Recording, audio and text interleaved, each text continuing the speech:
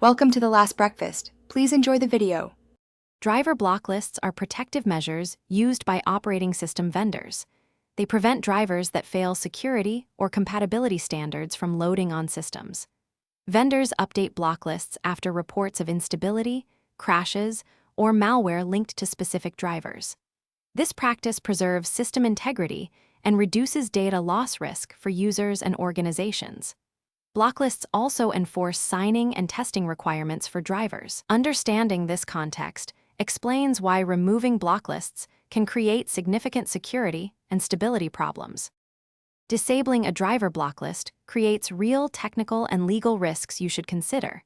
It increases the chance of system instability, frequent crashes, and driver conflicts on production machines. Removing protections can expose your device to unsigned or malicious drivers that steal data or escalate privileges.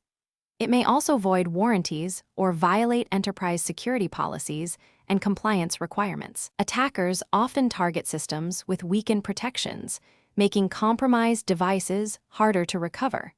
We do not recommend disabling these safeguards outside secure testing environments. If a legitimate driver is blocked, pursue safe and official remedies instead of disabling protections.